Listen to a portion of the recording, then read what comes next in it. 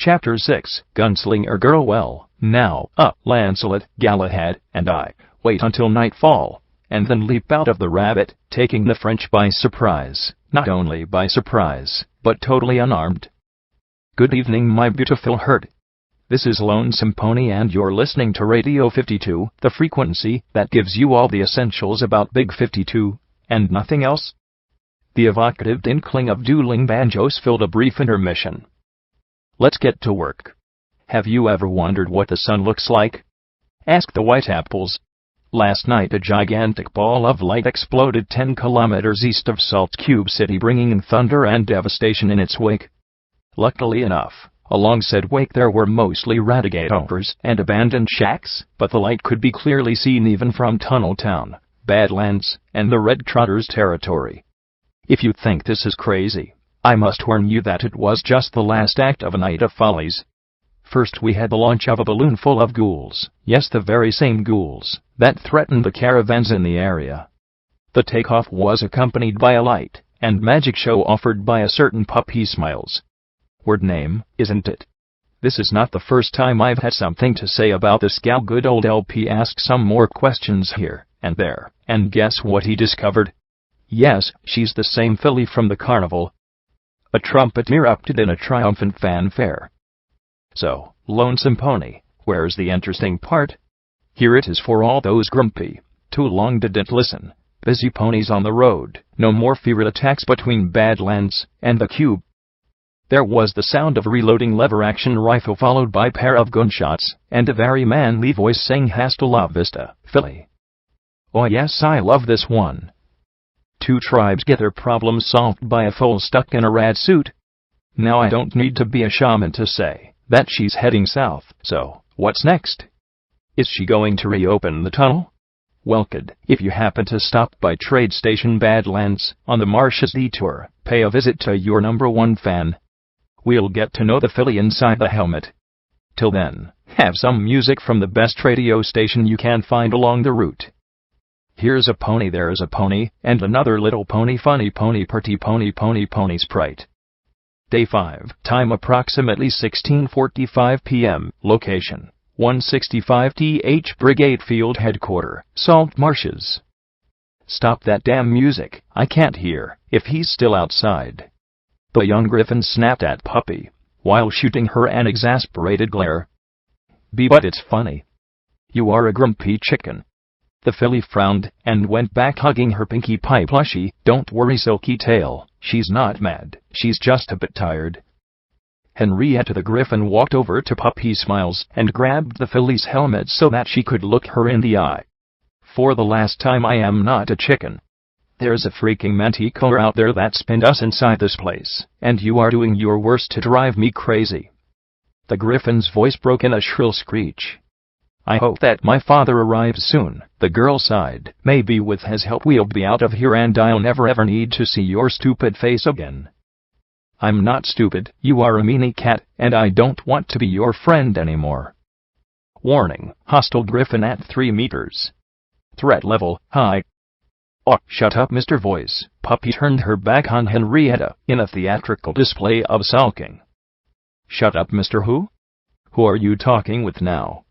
The Griffin raised an eyebrow. You have a radio transmitter in that thing.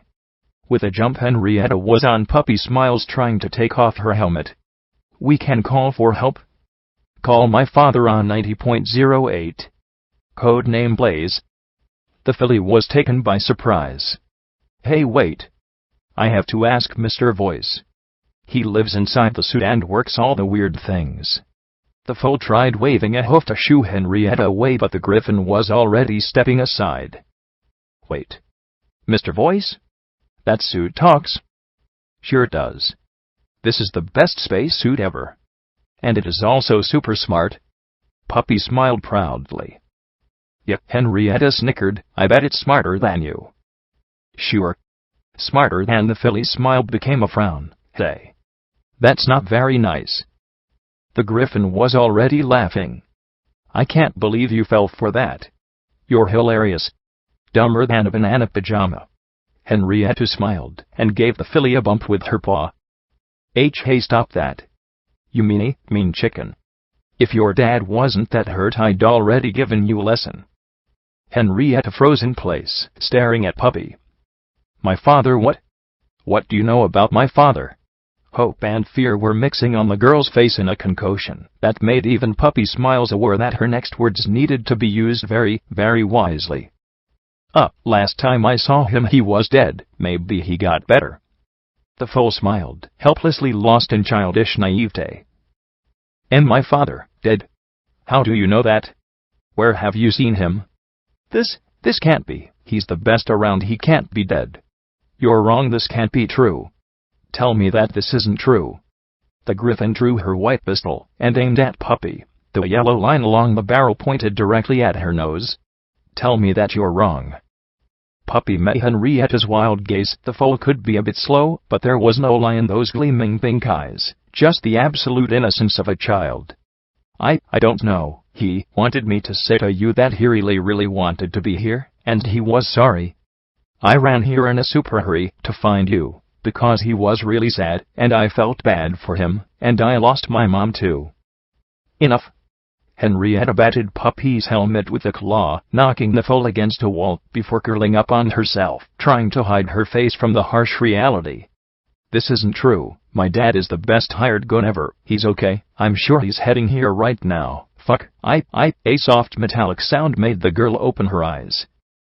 Puppy stood in front of Henrietta. The foal didn't say anything, but took the black gun with the red line along the barrel from her saddlebag and left it next to the Griffin before going back into a corner of the small room. Black Rose, the young flyer, stared at the gun in surprise as she came to realize what she already knew.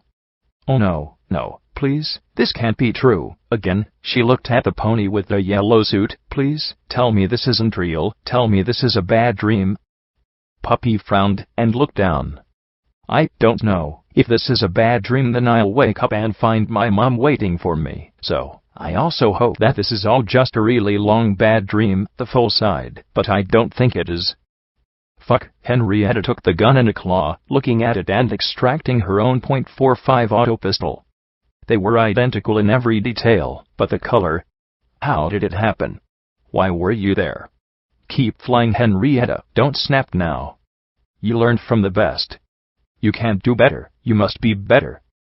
There were 4 chickens fly. Stop calling us chickens. We are griffins and we're better than you filthy ponies. Call me or another griffin a chicken again and I'll make sure that it will be the last time. Kabesh. The Griffin held Puppy by the neck, keeping her lifted off the ground, while she pressed a gun into the filly's chest with her other claw. The foal's eyes were filled with fear. Puppy tried to break free, but after a quite useless struggle she simply gave up and began to cry. I'm sorry, Miss Griffin. I'll behave. Please stop, please. Henrietta nodded and put the filly down. Way better. Now, there were 4 griffins. Where and when? That burst of anger somehow washed away the first shock, helping the Griffin to focus a little more on the situation. Puppy Smiles talked fast, trying her best to not disappoint the scary Griffin again. It was earlier. I was going down the road with a friend, and they were in the sky. At the beginning it seemed that they were doing a pretty show, but then a lot of them got hurt, and they fell from the sky, and then they were all dead. I spoke with the last one. Before that he was dead, and he told me to come here and give you that black thing, and to say to you that he was sorry, and that he wanted to go south, and then I poked him to make him open his eyes, but he kept sleeping. I tried really hard to wake him. Please don't be mad at me. I really wanted to make him get better, but he didn't move, and then Mr. Voice told me that he was dead, and the filly stepped back, gasping for air, and putting both hoofs above her head in an attempt to hide herself. Please stop bullying me. I didn't want to be mean. I just wanted to help. I'm sorry. Fuck, she's just a kid. The Griffin hesitated as her anger began to fade. That foal probably didn't even mean chicken as an insult. Nonetheless, someone had to teach her something before she got into real trouble. And guess who's that someone? Muttered Henrietta, sighing. The half-eagle patted Puppy's helmet. It's school. Really? Call me Henrietta or Henry, okay? You just lack some style, but don't worry, you'll learn. Now let's find a way out of here. But you are mad at me." Puppy was still hiding her head behind the hooves. "No, I'm not mad. Now be a good pony and stand up, okay?" "But I called you a chicken and I told you that you were mean," protested the filly. "Just don't do that again, okay? I scolded you, and now we are even, alright? So we can still be friends?" tried hopefully Puppy. The Griffin sighed. "Yes, we can still be friends. Now please be quiet while I think up a plan." Yes, sure, it was easy to say, maybe a little harder to achieve, but even those simple words were enough to renew Puppy's happy-go-lucky mood. The filly nodded and sat next to the stairs, while the Griffin took a look outside. The predator had to be hiding somewhere, probably waiting for them to venture out in the open. Not good. If only I had something better than my guns. I could hope for a lucky shot, but if it doesn't work, the Griffin looked back at Puppy. "Hey, you don't happen to have a big caliber gun, or some high explosives, do you?" "I have a rock. It's super rocky." Puppy proudly showed the rock of destiny to Henrietta. This made the Griffin snicker. "Oh yes, exactly what we need, a rock. Sorry kid, but I don't think that I'll let a stupid rock decide my fate." The filly tilted her head, then looked a bit confused at her favorite weapon. "I don't think that's your dumb rock, but now it's better that you go back sleeping. Please? I'm trying to put a plan together here. Stop kissing goodbye to everything you stash in your saddlebags, and do something useful like," Henrietta hesitated, "on second thought, just go back and play with Twinkle Sail." "Silky Tail." "Yep, that one. Have fun." "Okie dokie. The tea will be served in 5 minutes." Puppy sat down on the stairs, taking the stuffed Pinkie Pie from her bag. "Yes, whatever." Now, the Griffin lowered her voice to a mumble. "There's no decent cover, and I'm not sure that I can outrun that thing for more than a couple of minutes. We have to face it, but we lack the firepower." Henrietta sighed in distress. "This is ridiculous. Those tanks are full of high explosive ammunition, and we are stuck here with 3.45s and a rock." In the meantime, Puppy sat her doll on a large flak 8.8 projectile, while using another one as a teapot to serve tea. "Hey, do you want 6 or 8 sugar cubes in your cup?" Do you have a cup?" "No thanks. I think I have a plan," the Griffin said without even bothering to turn back to the foal. "I'll run outside trying to get the manticore's attention. After the manticore starts chasing me, you'll sprint to the nearest tank and get inside. You have to be fast, because I can't distract that thing for very long. When you're in the tank, you have to look for the ammo. They're big and shiny, like a big can with a pointy head. They should have a red band, so they are easy to identify. All right?" Yes." Puppy looked for a moment at her teapot, shrugging and putting it away. "You just keep an eye on Silky Tail, okay? I don't think that your doll is going anywhere while we're out. Just go inside the tank, grab the big can with the red line, and run back here. When you're done, I'll explain to you the second part of the plan."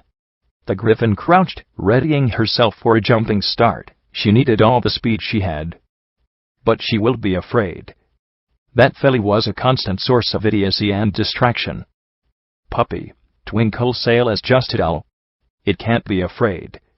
Henrietta walked over to the stuffed Pinkie Pie/Silky Tail, grabbing it and waving it around in front of the filly. "See? She's smiling, so she is okay. Maybe when we are back she will throw us a flak 8.8. The Griffin's eyes focused on the object being used as a chair for Puppy's toy. "Pardon me, where did you find this?" The filly in yellow smiled. "Soft air gave me Silky Tail, in the glow." "No, I mean this one. The chair." "Oh, that. It was inside a broken super huge metal cart. It's shiny and clean. I've got plenty of them." From the expression on the Griffin's face, Puppy felt that she had to say something more. "Do you want one?" Henrietta's left eye went twitchy-twitch. "Okay, great. Part 1 done. Now part 2. "What? But we didn't even." No, I said part 2. Let's never speak of part 1 again." The Griffin's self-control was considerably improving. "Listen carefully. I'm trying to lure Mr. Big Bad here at the tower entrance. When the manticore pokes his head in, you have to throw the shell into his mouth, and then I'll shoot it. The head goes boom and no more bullies, got it? Puppy frowned. So, I throw the teapot inside the jaws, and the movie ends? The what? Yeah, sure, throw that thing in the manticore's mouth and I'll do everything else. Now get ready, and don't be scared, okay? Okie dokie. The filly hugged the shell and hid herself behind the wall, while Henrietta cautiously stepped out of the building with her wings outstretched. Not even a minute later the sound of gunshots came from outside, followed by the voice of a griffin, who was teasing the manticore with a lot of words that Puppy never heard before. The foal was super double curious about what was going on outside, but she had been told to stay put and wait. Now this was a dilemma. If Henrietta found her out of place, she was going to be really mad, and that girl was really scary when she was mad. On the other hoof, Puppy was sure that there was something totally cool going on just a few steps away from her. Maybe just a little peek. Outside it was raining lead, while roars thundered in the storm of the battle. Just one, it won't hurt, right? The filly slowly crawled next to the door, always hugging her he-shell, and trying to look outside. Sneaky sneaky. Oh, I can't see a thing. This isn't fair at all. Suddenly a blurry silhouette came speeding through the door, rushing to the opposite side of the room, and yelling, "Now!" "Now what?" asked Puppy, a little surprised. "Roar." Snarling and scraping at the concrete, the manticore appeared at the door, trying to get inside but being held out by its size. Puppy found herself looking into the snapping jaws of a fell beast just a few inches away from her helmet and yelped, backpedaling. "What are you doing, Puppy? Throw that thing now, and dive for cover." The urgency in Henrietta's voice danced with the panic in her eyes. "Move that QT mark." The filly in yellow nodded, and tried launching the shell. The high explosive round described a straight trajectory through the air, while Puppy jumped as far away as she could. When the explosive ammunition hit the ground right below the beast's head, the griffin opened fire. Blam. Blam. Blam. 3 shots, 3 hits, 3 bounces. Fuck. Its case is too thick, I can't penetrate it. The gunslinger girl swore, and emptied both pistols against that stupid explosive shell with no avail. "It's not working." Henrietta put away one of her guns and took a third pistol. This one was red with a white line along the barrel, but in everything else it was identical to the other 2 she had. Unloading the gun directly in the manticore's muzzle, she succeeded in making the monster slow down his assault for a moment. "I think he's trying to make the door larger." Puppy stepped back another couple of meters, but now she seemed a lot less scared. The foal tapped her helmet as if she was pondering the situation. "He's good?" The beast was looking at Henrietta with bloodlust in his eyes. It was clear enough that he wasn't going to lurk any longer, even if this meant tearing apart the whole tower. The real issue was that the manticore was actually tearing the building apart, maybe not very fast, but he was getting there. "Don't just stand there. Come here." The griffin reloaded her pistols. "We can still make that thing go boom, if only I can hit the detonator. You just stay low, I'll try something." "What's a detonator?" Henrietta launched herself towards the manticore, ignoring Puppy's question. With a leap she arrived just a couple of slashes out of the beast's reach, and pointed both guns at the shell. "Say goodbye, Jose." Too late, the young fighter noticed that the predator had his head reclined and his back arched. Henrietta was half feline too. She had to know how much a manticore can stretch. She should have known better, but now the cat had just fallen into the lion's jaws. He didn't even give her time to swear. In that moment the manticore stretched out and struck the griffin with a claw, hitting her in the shoulder, and grabbing her with his mighty talons. Henrietta shrieked in pain and instinctively, but uselessly pecked and bit at the monster's paw. Puppy smiled, screamed in terror, too. The filly tried to back away further, but her rump was already pressed against the wall. This manticore was terrible, but even worse, he was hurting Henry. For a moment Puppy didn't see the manticore, but a pink metal face with blinking blue eyes. "Please, giggle, make this, giggle," and Puppy's eyes flared with pink flames while she raised a hoof. "Rock." As soon as the rock of destiny was in her hoof, the filly launched herself against the beast. "Let her go. Let her go now." The manticore immediately spotted the yellow critter assaulting him, and instinctively turned his head and closed his jaws on her, tossing his old prey aside. The fangs of the monster closed on the little filly, crushing her with a dry crunchy sound. Henrietta fought to stay conscious while she staggered across the room trying to reach the stairs. In the meantime the manticore let out a triumphant roar that sealed once and for all Puppy's fate. No, it's too late, salve yourself gal, don't turn back. Weakly, the wounded griffin climbed a couple of steps, but the pain was driving her crazy. The manticore behind her was howling in a bloody ponycidal rage, probably tearing apart and dismembering every limb of that poor corpse. Henrietta took a healing potion and swallowed it in a single gulp, then fell face down as her sight began to fail her. Henry tried to turn over to see what was going on and why that atrocious beast kept roaring and howling, but all she could see was a thick pinkish smoke and nothing else. Then the griffin lost her battle against the staggering pain and fainted. Now please let's have a minute of silence in memory of a truly unfortunate manticore. And this is why rule number 1 says no biting. Never. It could be spoiled. Day 6, time approximately 45 minutes past midnight AM, location 165th Brigade Field Headquarters, Salt Marshes. System successfully rebooted. All functions restored. Diagnostic system is online. Subject 001, Puppy smiles.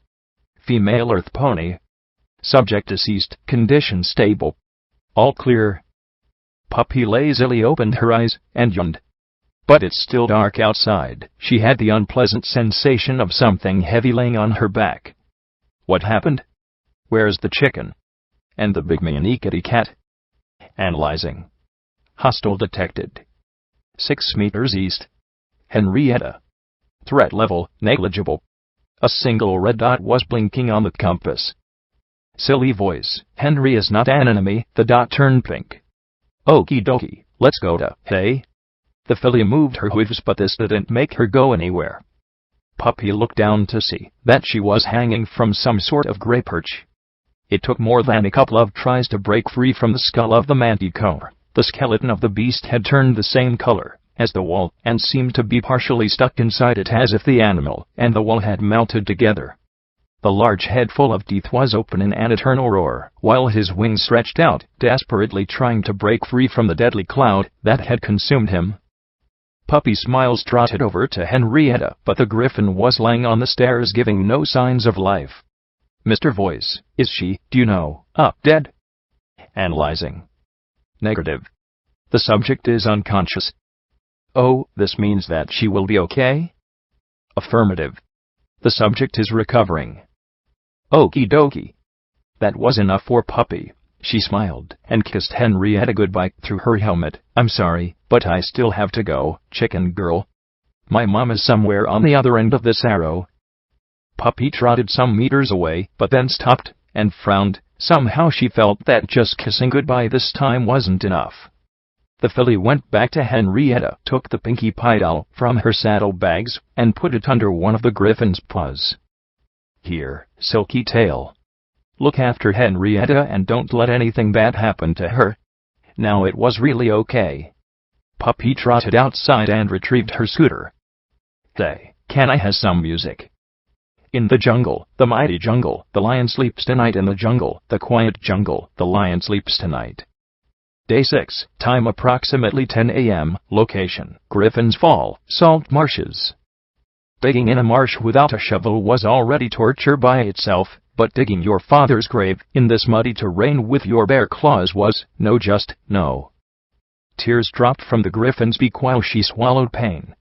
Every time she tried deepening the hole in the dirt, it was filled again with murky water, but she kept digging in silence. He could never bear her crying. He was the most hardened badass mercenary ever. And now he was dead, killed by talons. Henrietta dragged the dead body to the shallow hole and pushed him inside. The corpse settled into the mud with a gurgle. The daughter watched the blood-stained feathers sinking in the pool and tried her best to fight back the tears. Fuck, he wouldn't even sink in completely. Not fair, man. Leaving me alone like this. What am I going to do now? Henrietta sighed. She tried being mad at him if only to find a weapon against grief, but it was so hard. He was gone, so what now? Why you? Fuck. Just fuck. The griffin began filling the grave again with mud, and all the stones and asphalt chunks she could find nearby. With the last stone in place, Henrietta stared at where his beak had been visible just moments before. She took out the black gun, and hesitated, then put it away again. Instead, she plucked 3 feathers from her right wing, and planted them where she knew her father's chest would live forever. Tell Mom I'll be fine, okay? Henrietta rubbed her eyes with one claw, while she rummaged in her bag with the other, retrieving Silky Tail. The griffin looked into the smiling blue eyes of the stuffed doll, and tried to smile back. I'll be fine. Day 6, time approximately 11:30 a.m., location, random encounter location, salt marshes. Hi. I'm Puppy Smiles. One of the 3 slavers, a black earth pony, frowned. I think I heard that name before. Maybe we should just pass on this one. He looked at the other 2 ponies. They were all well armed, but over the last 2 days Lonesome Pony kept rambling on about a ghost infesting the northern branch of the Big 52. I'm not afraid of ghosts, dripping blood. But if a fool scares the shit out of you, then just keep an eye on the other slaves. The leader of the slavers, a yellow unicorn, glared at his meager haul, a couple of stallions, and a foaling mare, way below the quota, 14 ales, catch her. Puppy Smiles was a bit uncertain. There were 6 dots on her compass, but half of them were pink, and the other half was red. This had to be another weirdness by Mr. Voice. One of the ponies marked with a red dot approached her cautiously, and put a hoof on her back. Now come with us and don't resist, kid. Okie dokie. Where are we going? The filly in yellow smiled with enthusiasm. Apparently her behavior was quite odd to these newcomers. The nearest pony, a green unicorn, looked over to his boss, who shrugged and encouraged him. See? Easy peasy. Put her in a collar and let's move. 14 ales tried to open Puppy's suit, but he wasn't exactly a Ministry of Peace technician. Hey boss, this fucking thing won't open. You what? I can't take it off too. It's a super stuck helmet. I even tried hitting it, but it just keeps repairing itself. At last some pony was helping Puppy with the spacesuit problem, but they didn't seem anywhere skilled enough. I think that there is some sort of button to press here and there, but they don't work. Shut up, retard. Forty was losing patience, and decided to go medieval on the whole problem. It's clobbering time. He held up a hydraulic wrench, and brought it down hard on Puppy's helmet, creating an intricate network of cracks that ran across its surface. The yellow unicorn roared. Hey, if you break her head I'll break yours. A dead foal is worth nothing. The black slaver simply kept an eye on the other 3 slaves snickering at the scene. Puppy stepped back, afraid. Hey, that's dangerous. Warning. Compass malfunctioning. Warning. Sensor system offline. Warning. Helmet integrity severely compromised. Repair system activated. Fucking son, that's a hard nut to break. The green unicorn raised his weapon again only to see that the cracks in the helmet were already closing. What the fuck? He hesitated. Just tie her up with a rope and let's get going. We'll see to that once we're out of this shithole. Puppy was told to behave, so she behaved while the pretty ponies put noose around her neck. It was only when they tried dragging her with the other slaves that she began feeling something wrong in the air. I can't leave my ride there. The filly trotted towards her scooter, but the slaver holding the rope stopped her with a sudden jerk. Where do you think you're going? Puppy kept struggling. My scooter. Lemgo. 14 ales snickered. Lash your bitch. He pulled the filly close and looked into her eyes. You're a slave now. Forget your scooter and everything else. If you want to stay alive, stay put. Got it? But I have to go there. Puppy pointed a hoof south. The green unicorn snorted and hit her on the flank with the butt of his hunting rifle. Shut up and open your ears or I'll rape you hard. Rebel ponies are bad commodities anyway. Forty turned to the slaver's leader. Hey boss, I'm teaching this one little respect. Don't mess her up or you'll be paying for her. The leader shrugged without even turning back. The filly in yellow frowned. I don't think that's a nice word. She seemed completely unfazed by the first beating, so the green slaver gave her a stronger blow. Shut up. Puppy was sent flying, landing a few meters away. Some pony could get hurt. She got up on her hooves, giving no sign of pain, and earning a worried look from 14 ales. But what are you? Fuck off and stay down. The slaver aimed his rifle and shot 2 bullets into the foal. Blam. Blam. 2 hits, 2 holes in the filly's chest, and still no reaction from her. Forty's eyes widened in terror. In the meantime, the leader turned on his minion. What the fuck are you doing, you fucking son of a fucking drug addict? This is the last time you kill a slave. The yellow unicorn charged the green pony head down, sending him flying through the air. No. I'm not gonna die here. In a state of utter panic, Forty turned his rifle against his boss and emptied the magazine. One of the unicorn's legs exploded before he could even realize what was going on. The slave leader fell to his knees, pulling out his assault rifle and spraying bullets all around.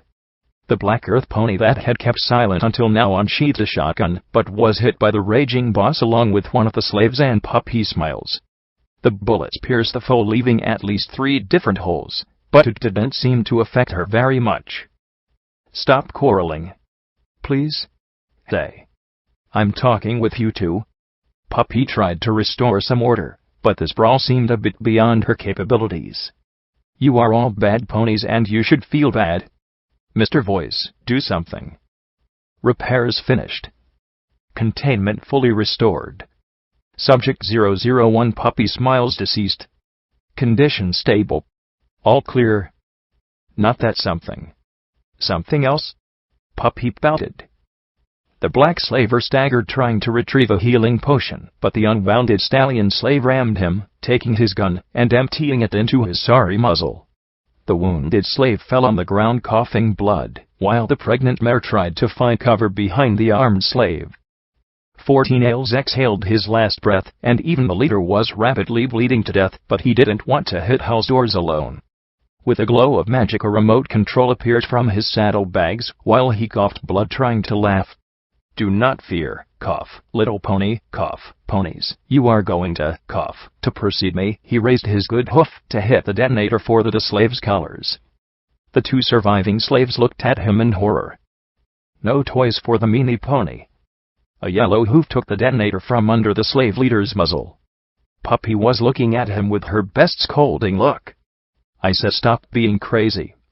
I'll keep this thingy until you behave. The filly gave a theatrical pause, and I'm dead serious about this. The slaver looked at Puppy and snickered.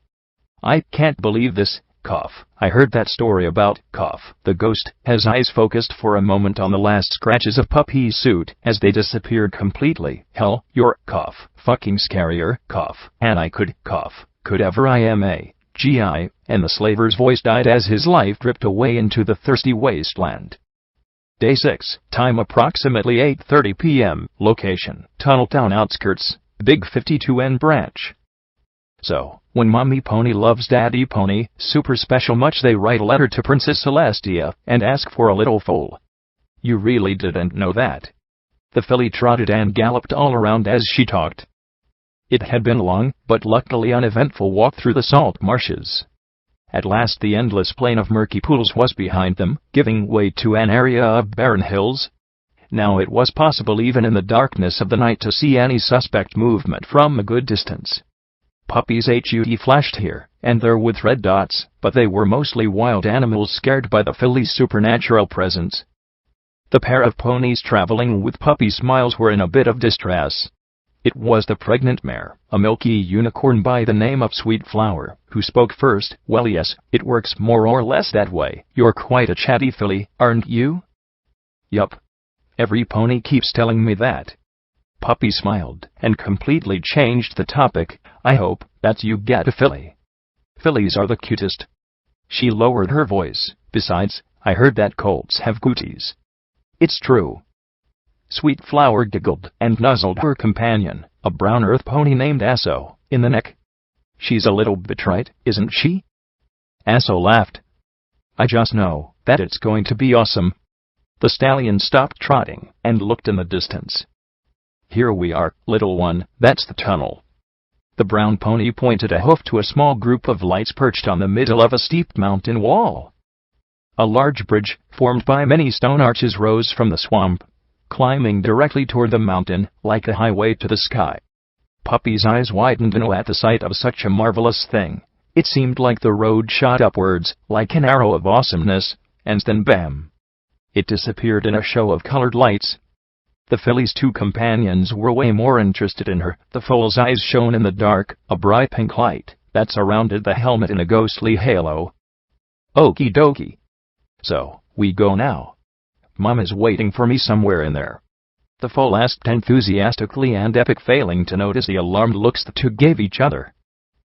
Well, we don't live there, and you need to pay a fee in order to get inside Tunnel Town. We are heading to Trade Station Badlands. It's a small hub along the detour. At that point Asso hesitated, but the mare nudged him, encouraging her mate to speak his mind. After a brief pause the stallion lowered his eyes and continued. We have to know this. Are you really a ghost? Some sort of guardian angel sent here to protect children? Puppy tilted her head and giggled. I'm Puppy Smiles, Mr. Pretty Silly Pony. I don't know why every pony keeps calling me a ghosty, but I'm just looking for my mom. Yes, you told us that about 1,000,000 times. Asso gave a tired look at his mate and shrugged. Well, I guess this is all. We owe you our freedom, somehow, so, thank you. I wish I had something to repay you, but we need everything we have just to get home alive. Okie dokie. Goodbye, pretty ponies. Puppy waited until her new friends disappeared from sight, then merrily trotted up the bridge towards Tunnel Town. Footnote: Level up. 5. New perk added. Intense training. 2. Strength. 5 greater than 6. You can has a lot of stuff in your bags. Link to Chapter 5. Link to Chapter 7. This fanfiction is based on Fallout Equestria by Cut. A familiarity with the source material may aid your understanding. You can read Fallout Equestria by Cut on Equestria Daily. If you enjoy Fallout Equestria side stories, you will want to check the Fallout Equestria side stories post on Equestria Daily, and the Fallout Equestria side stories thread on PonyChan. The PonyChan group is also a hatching ground that you can join if you want to share your experience, writing or comments with us. Additional thanks to Anon Samurai and Llama Lumps for reviewing, and a big help with some basics in English I completely missed.